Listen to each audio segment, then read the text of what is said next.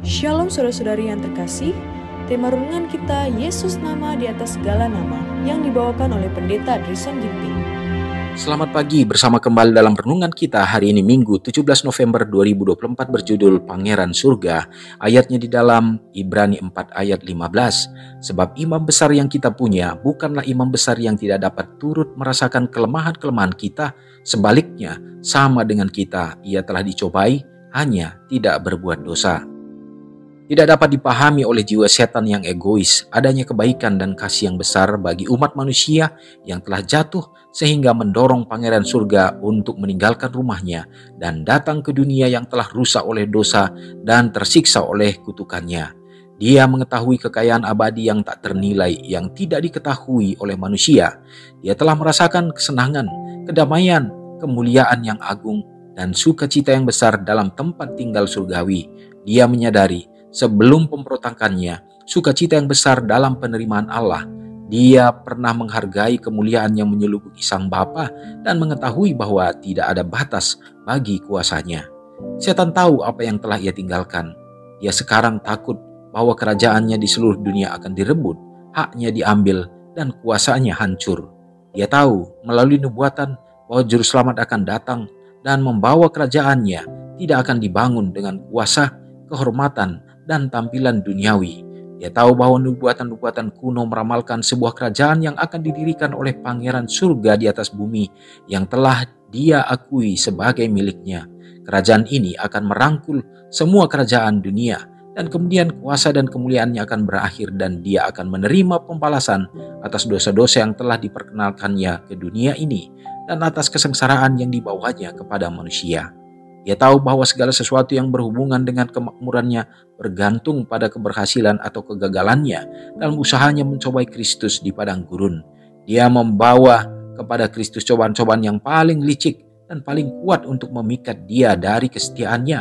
Tidak mungkin bagi manusia mengetahui kekuatan godaan setan terhadap anak Allah.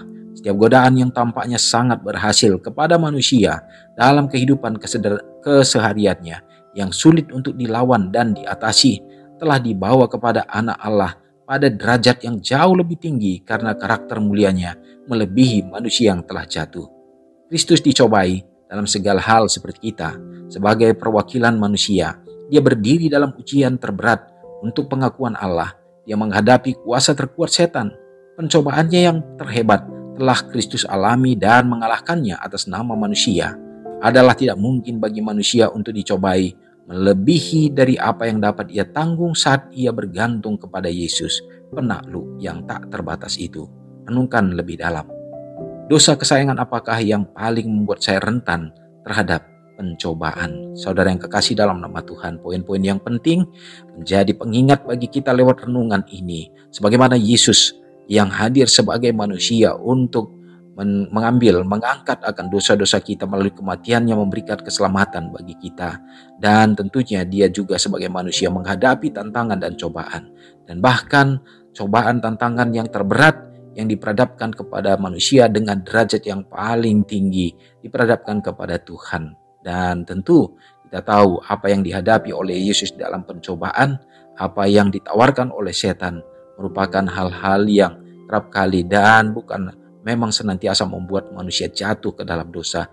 Dan bahkan apa yang ditawarkan setan kepada manusia sekarang ini tidaklah seperti derajat daripada apa yang ditawarkan kepada Yesus. Mungkin kita dalam hal yang sangat sederhana tetapi kita sudah takluk dan kita jatuh. Itulah makanya dalam perenungan kita ini dinyatakan semestinya kita selalu memiliki pengharapan kepada Tuhan. Yesus kita menang atas pencobaan karena dia memiliki kerinduan supaya itu menjadi kekuatan teladan bagi kita. Pengharapan kita bukan semata hanya yang ada di dunia ini, tetapi Tuhan menawarkan satu kehidupan yang berbahagia pada saat ia akan datang kembali. Mari kita pikirkan dosa kesayangan apa yang paling membuat kita rentan jatuh di dalam pencobaan. Terkadang mungkin dosa-dosa itu menjadi satu hal yang menyenangkan. Terkadang kita mungkin juga berpikir sampai akhirnya bahwa dosa yang kecil yang mungkin kerap kali dekat dengan kita, kita berpikir bahwa itu bukanlah dosa lagi. Mari kita datang kepada Tuhan, memohon ampun dan memohon kuasa supaya hikmat akal budi diberikan untuk kita dapat menimbang, menilai mana yang baik dan menjalankan mana yang benar. Semoga Tuhan menolong kita. Mari kita berdoa. Segala puji dan hormat ya Bapa kami sembahkan kepadamu oleh karena segala berkat Tuhan menjadi bagian kami pada hari ini. Hari yang pertama untuk kami dapat melanjutkan kembali dalam segala kegiatan, kesibukan, pekerjaan, aktivitas di sepanjang hari, terutama di sepanjang minggu ini. Tuhan terima kasih, biarlah kekuatan Roh Kudus-Mu selalu menjadi bagian kami.